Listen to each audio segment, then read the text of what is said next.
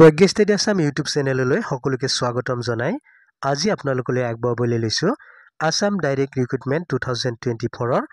Grade 4 তথা Assam police লগতে অন্যান্য কম্পিটিটিভ এক্সামৰ বাবে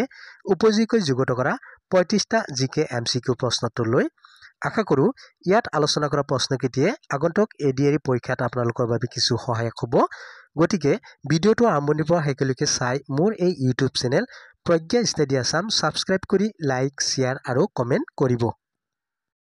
আজি প্ৰথম প্ৰশ্নটি হৈছে how translate the autobiography of Mahatma Gandhi into Assamese Mahatma গান্ধীৰ আত্মজীৱনীখন অসমীয়ালৈ কোনে অনুবাদ কৰিছিল প্ৰশ্নটোৰ শুদ্ধ উত্তৰ হ'ব অপচন সি অমিয় কুমাৰ দাস বন্ধুসকল অমিয় কুমাৰ দাসে মহাত্মা গান্ধীৰ আত্মজীৱনীখন অসমীয়ালৈ অনুবাদ কৰিছিল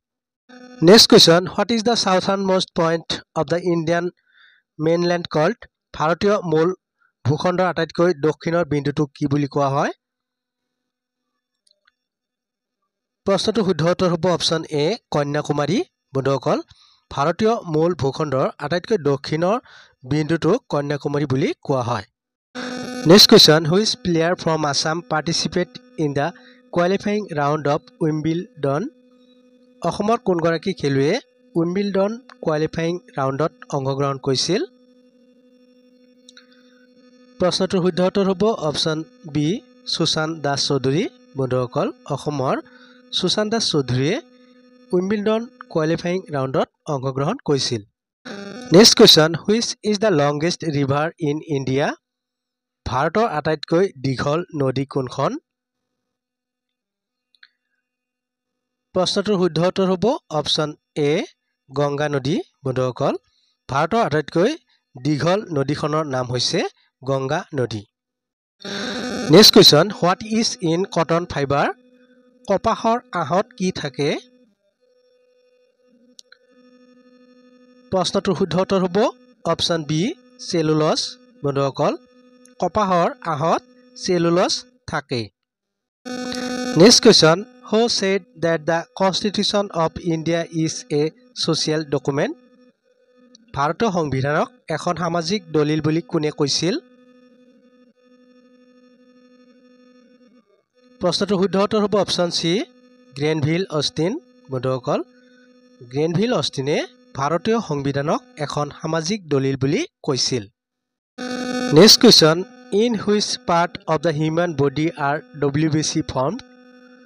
মানুহৰ দেহৰ কোনটো অংশত WBC গঠন হয় প্ৰশ্নটোৰ শুদ্ধ উত্তৰ হ'ব অপচন বি হাড়ৰ মজ্জা বন্ধুসকল মানুহৰ দেহৰ হাড়ৰ মজ্জাত WBC গঠন হয় next question on which day is international day of peace celebrated আন্তৰ্জাতিক শান্তি দিৱস কোন তাৰিখে পালন কৰা হয় প্ৰশ্নটোৰ শুদ্ধ উত্তৰ হ'ব অপচন বি 21 ছেপ্টেম্বৰ বন্ধুসকল 21 ছেপ্টেম্বৰ তাৰিখে আন্তৰ্জাতিক শান্তি দিৱস পালন কৰা হয় next question which of the following is the temporary memory of a computer তলত দিয়া কোনটো কম্পিউটাৰৰ এটা অস্থায়ী মেমৰি প্ৰশ্নটোৰ শুদ্ধ উত্তৰ হ'ব অপচন বি ৰেম বন্ধুসকল ৰেম হৈছে কম্পিউটাৰৰ অস্থায়ী মেমৰি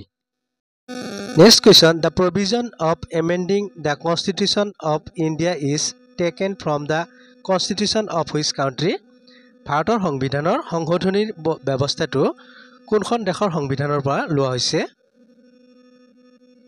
প্ৰশ্নটোৰ শুদ্ধ উত্তৰ হ'ব অপচন এ দক্ষিণ আফ্ৰিকা বন্ধুসকল ভাৰতীয় সংবিধানৰ সংশোধনীৰ ব্যৱস্থাটো দক্ষিণ আফ্ৰিকাৰ সংবিধানৰ পৰা লোৱা হৈছে Next question, which of the following Himalayan pass is situated between India and China? তলৰ কোনটো হিমালয়ৰ পাছ ভাৰত আৰু চীন দেশৰ মাজত অৱস্থিত প্ৰশ্নটোৰ শুদ্ধ উত্তৰ হ'ব অপচন ডি শিপকি লা পাছ বন্ধুসকল শিপকি লা পাছ ভাৰত আৰু চীনৰ মাজত অৱস্থিত Next question, how many countries are there in the World Health Organization? বিশ্ব স্বাস্থ্য সংস্থাৰ অধীনত কিমানখন দেশ আছে প্ৰশ্নটোৰ শুদ্ধ উত্তৰ হ'ব অপচন সি 194 বন্ধুসকল বিশ্ব স্বাস্থ্য সংস্থাৰ অধীনত 194খন দেশ আছে next question who is known as the poet of Sugandhi Pakhila সুগন্ধি পখিলাৰ কবি নামেৰে কাক জনা যায় প্ৰশ্নটোৰ শুদ্ধ উত্তৰ হ'ব অপচন এ হীৰেন ভট্টাচাৰ্য বন্ধুসকল কবি হীৰেন ভট্টাচাৰ্যক সুগন্ধি পখিলাৰ কবি নামেৰে জনা যায় next question which is the highest peak in Aravalli mountains Aravalli পৰ্বতৰ সৰ্বোচ্চ শৃংগ কোনটো প্ৰশ্নটোৰ শুদ্ধ উত্তৰ হ'ব অপচন সি গুৰু শিখৰ বন্ধুসকল Aravalli পৰ্বতৰ সৰ্বোচ্চ শৃংগটোৰ নাম হৈছে Guru Shikhar next question the third highest peak in the world is located in which Indian states বিশ্বৰ তৃতীয় সৰ্বোচ্চ শৃংগ ভাৰতৰ কোনখন ৰাজ্যত অৱস্থিত প্ৰশ্নটোৰ শুদ্ধ উত্তৰ হ'ব অপচন ডি ছিকিম বন্ধুসকল বিশ্বৰ তৃতীয় সৰ্বোচ্চ শৃংগ ভাৰতৰ ছিকিম ৰাজ্যত অৱস্থিত next question Nathula pass is located in which state Nathula pass কোনখন ৰাজ্যত অৱস্থিত প্ৰশ্নটোৰ শুদ্ধ উত্তৰ হ'ব অপচন বি ছিকিম বন্ধুসকল নাথুলা পাছ ছিকিম ৰাজ্যত অৱস্থিত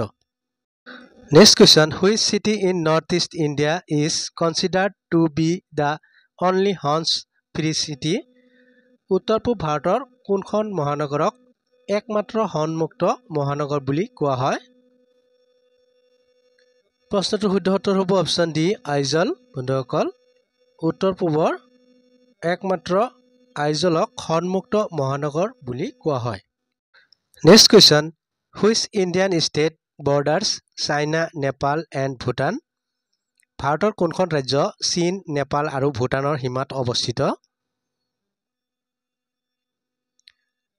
প্ৰশ্নটোৰ শুদ্ধ উত্তৰ হ'ব অপচন চি ছিকিম বন্ধুসকল ভাৰতৰ ছিকিম ৰাজ্যখন চীন নেপাল আৰু ভূটানৰ সীমান্তত অৱস্থিত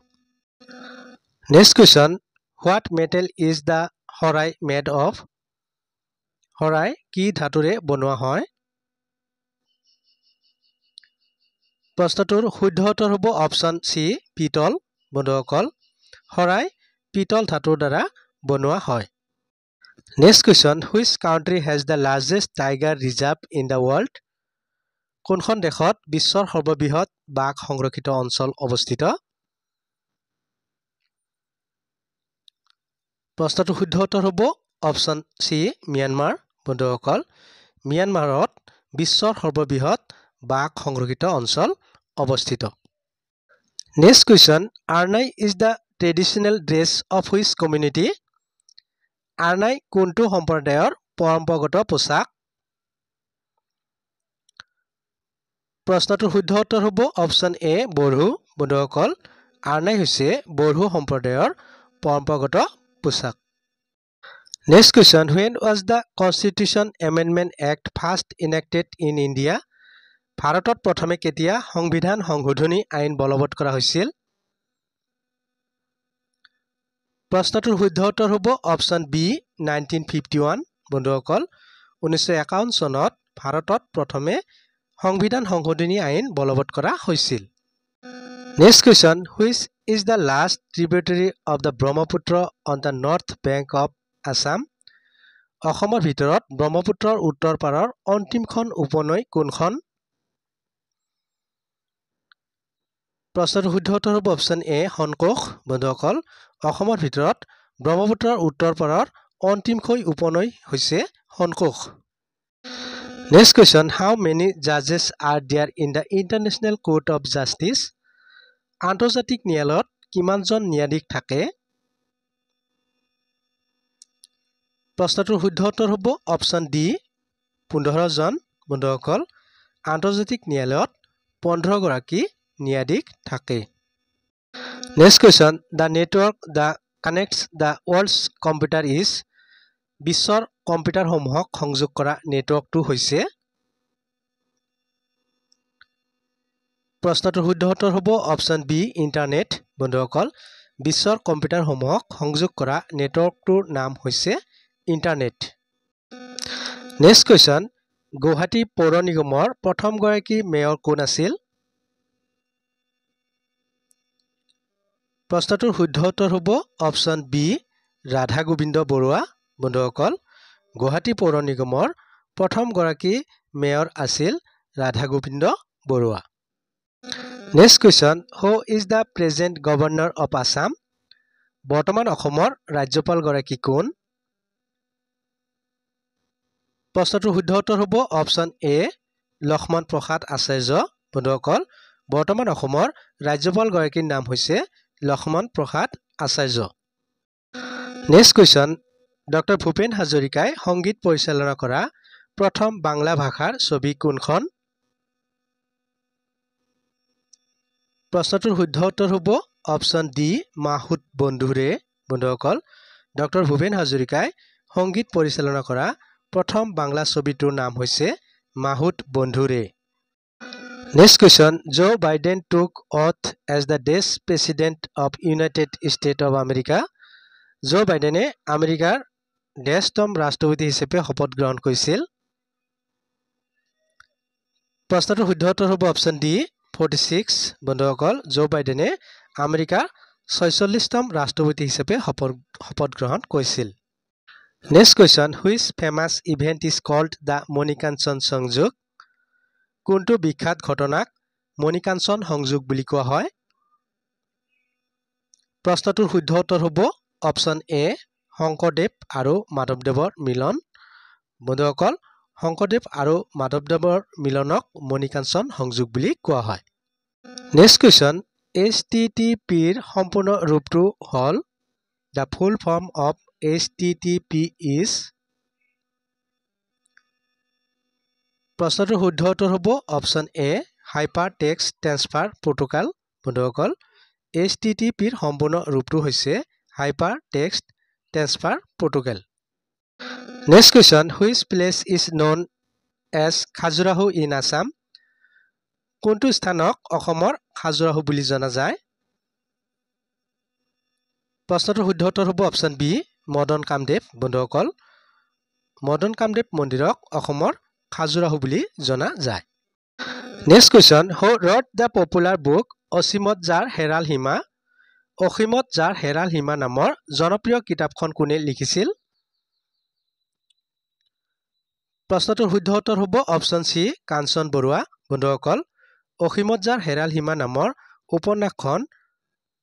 কাঞ্চন বৰুৱাই ৰচনা কৰিছে next question who led the green revolution in India ভাৰতত কোনে সেউজ বিপ্লৱৰ নেতৃত্ব দিছিল প্ৰশ্নটোৰ শুদ্ধ উত্তৰ হ'ব অপশ্যন চি MS স্বামীনাথন বন্ধুসকল MS স্বামীনাথনে ভাৰতত সেউজ বিপ্লৱৰ নেতৃত্ব দিছিল next question who was the first Indian to go into space মহাকাশলৈ যোৱা প্ৰথম ভাৰতীয় কোন আছিল প্ৰশ্নটোৰ শুদ্ধ উত্তৰ হ'ব অপশ্যন এ ৰাকেশ শৰ্মা বন্ধুসকল মহাকাশলৈ যোৱা প্ৰথম ভাৰতীয় ব্যক্তিগৰাকীৰ নাম হৈছে ৰাকেশ শৰ্মা বন্ধুসকল ভিডিঅ'টো চাই কেনে লাগিল লাইক কমেণ্ট আৰু শ্বেয়াৰ যোগে জনাব এনে ধৰণৰ নতুন নতুন ভিডিঅ' পাই থাকিবলৈ এতিয়া ইউটিউবৰ পৰা ছাবস্ক্ৰাইব কৰক প্ৰজ্ঞা ষ্টাডি আছাম পুনৰ নতুন এটি ভিডিঅ'ৰ সৈতে আপোনালোকক লগ পোৱাৰ প্ৰতিশ্ৰুতিৰে আজিলৈ ইমানতে সামৰণি মাৰিছোঁ ধন্যবাদ